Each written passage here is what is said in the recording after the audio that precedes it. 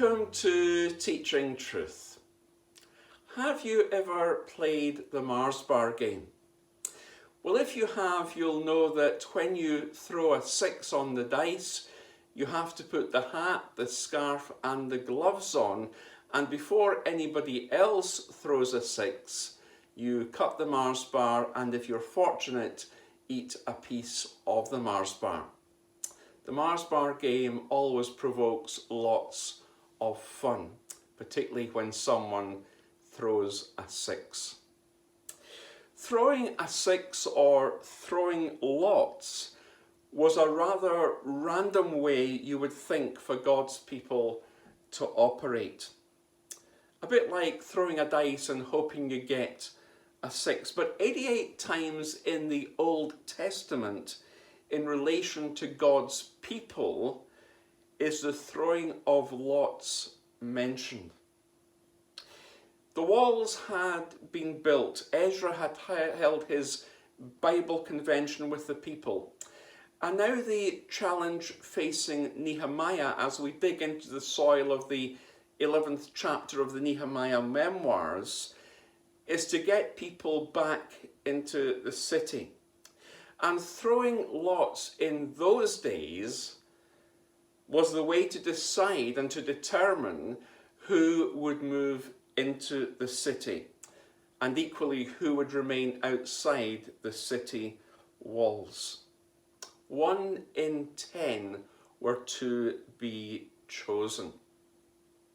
Nehemiah's mission, if you like, the mission of the people, was to occupy the city, this great city of Jerusalem, the holy city, God's city, Zion city of our God, and to fill it.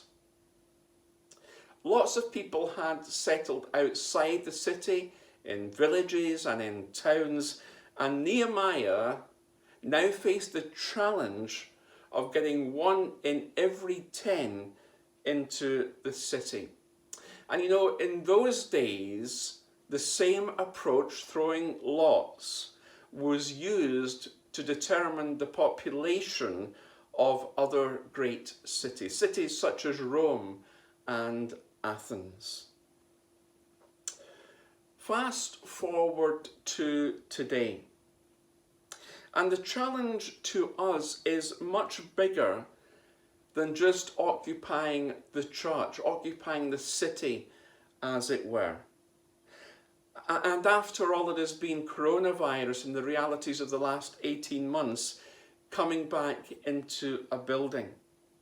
You see, God's specific mission was for his people to occupy the city. And our mission isn't just to get back into our buildings for a Sunday each week.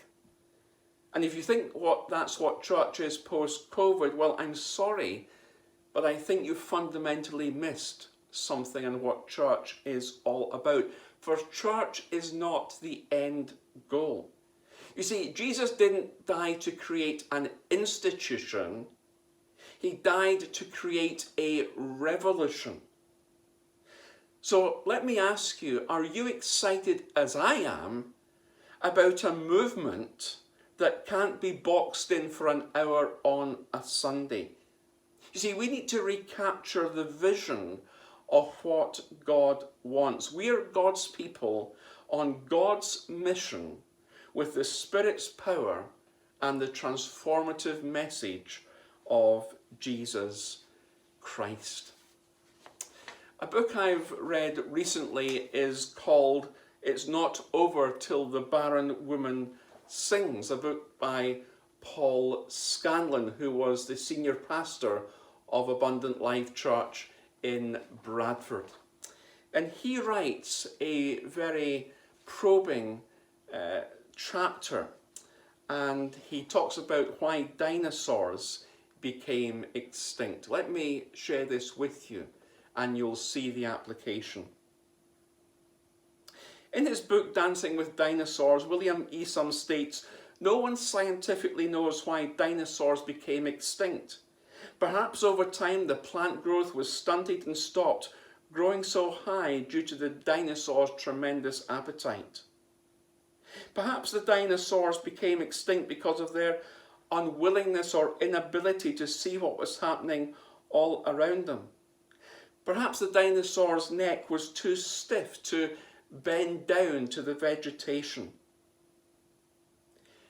Congregations whose membership has plateaued or who are in decline have much in common with dinosaurs.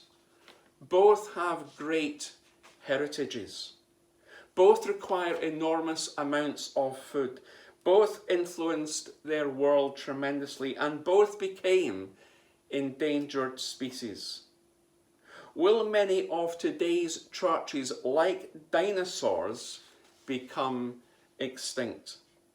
Many churches today, writes Paul, show all the signs of the same problem. Like the dinosaur, they have a voracious appetite. Much of their time, energy, and money is spent foraging for food, so that little time is left to feed the unchurched. And faced with a radically changing world, many are unwilling to feed where they have never fed before. Either their pride or short-sightedness keeps them from changing the way they minister to people. Don't let your life, your ministry or church become a dinosaur. Be determined to go anywhere, talk to anyone, read any book, sit under any ministry or serve anyone necessary to make sure that you stay relevant, productive, and full of life. This passage in the Nehemiah memoirs alludes to the fact that the people got what it meant to be involved in God's mission, and they understood that it carried an element of cost. They understood that. And the focus for our reflection today is that moving in meant a counting of the cost. They knew that they'd be facing opposition as Jerusalem was growing to be a notable city. They were risking their livelihood by stepping into the city and, note this, getting closer to the temple. Moving in to the city was going to be uncomfortable. And similarly for us, moving to where Jesus is will always be costly. Just read the chapter that is Nehemiah 11. And it reads a bit like a phone book, a lot of names, but names split into 5 sections. But in this passage, we read of the names that Nehemiah repopulates the city of Jerusalem with. He finds many people, noble people, who were willing to volunteer to relocate. We see how Nehemiah establishes a spiritual community in Jerusalem by drawing on the talents and abilities of the people. And this is a reminder to us, I think, that mission and doing what is costly is not about me, but is always us. In other words, church can never be done, community can never be done in isolation, but only in togetherness and in community.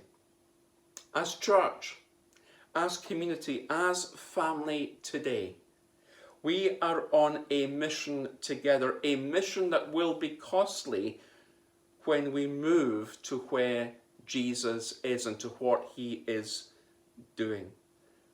That was the experience of the people as they moved into Jerusalem. It was going to be costly for them in many, many ways. It will be costly for us when we engage on mission together as we regather and regroup in the city, but refocusing from the city as we then look out and as we then reach out. Moving in was costly, and equally it will be costly for us when we move to where Jesus is.